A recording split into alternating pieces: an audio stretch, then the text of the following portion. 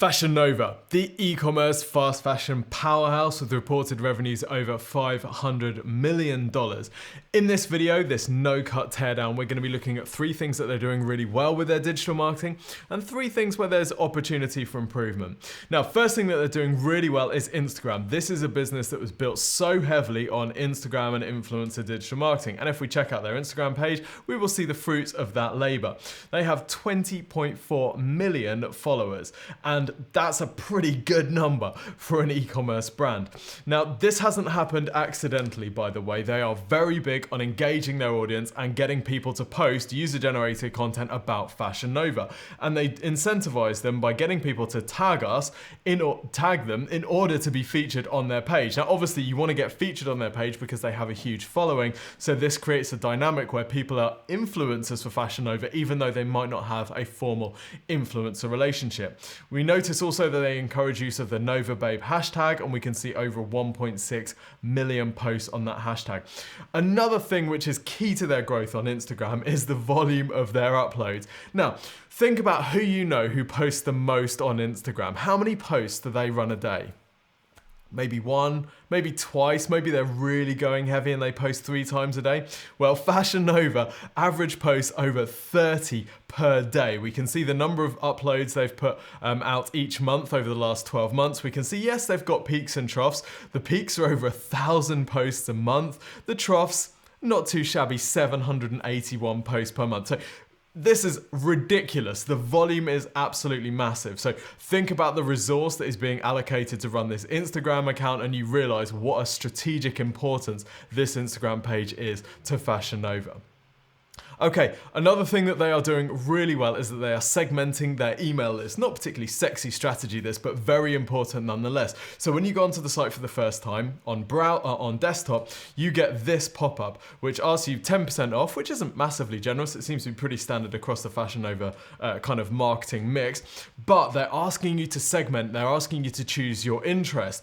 This is really important because it allows them to put you in an email follow-up sequence, which is designed for the thing that you're interested in. So I'm a guy, I'm not buying women's clothing, so I would want the men's stuff, which means that all of the follow-up emails I get are relevant for me, which is absolutely vital. Interestingly, on mobile, they're not asking for email, they're asking for you to sign up for text alerts instead. So big fan of that.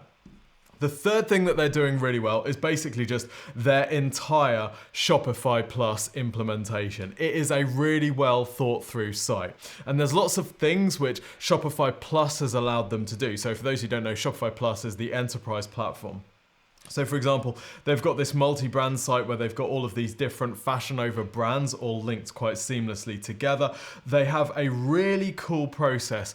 Once you click quick add on any of their products, you'll see you get this nice little pop-up. You choose your size, you get a nice pop-up, which then shows you how much more you have to spend in order to get free shipping, which is a really nice thing to encourage that average order value to increase. So love that, big fan of that. Shopify Plus also allows you to do all sorts of other things like have more flexibility over the design and also tailor the checkout experience. If you're interested in building on Shopify Plus, by the way, contact us through the Exposure Ninja website. We freaking love it. Okay. So what about 3 things that they could maybe be doing a little bit better? Well, the first is their product descriptions. Now, yes, they're rumored to be putting out between 600 and 900 new products on the site each week. So, of course, that makes it kind of difficult to write detailed product descriptions, but still, their product descriptions are crap. Let's be honest. Now, whilst this is a decent product page, you've got various images which are good. You've got different size models as well, so people can see how it's going to fit on their body shape. This product detail is utter junk. I don't know where it's come from, but it looks to be pretty automated. And this isn't the only one. You know, we've got stretch. I don't know what that means. Self? No idea what that means at all. Not the only one. They're all rubbish. Here we've got legging as a feature. I mean, what? So definitely there could be some room to improve these product descriptions. They're useful for SEO, but they are also useful for people who need a bit more information about the products they're buying. If you take a look at some of the reviews, for example, on any of these products, you'll notice that people are having to explain that this comes up small, or that the material is thin, or that it's contouring, or that it's very bodycon, whatever, because they're not getting that information from the description itself. So there's definitely room to improve there.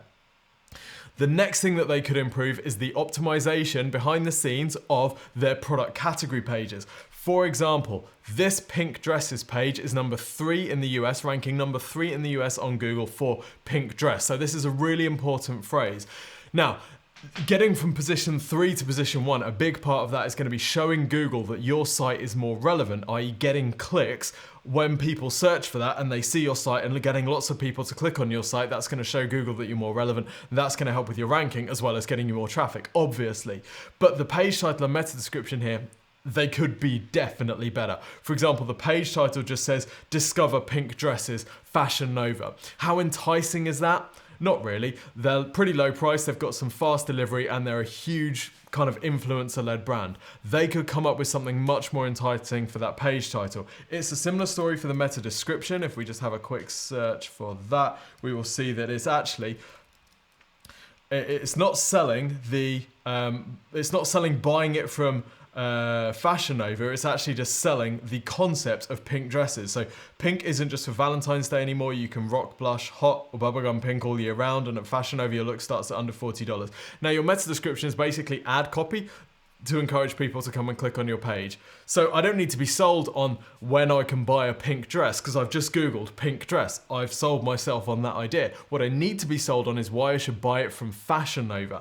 And they've put here, your look starts at under $40. That's okay, but they could also mention other things like delivery speed or other benefits that they have to buying from Fashion Nova instead.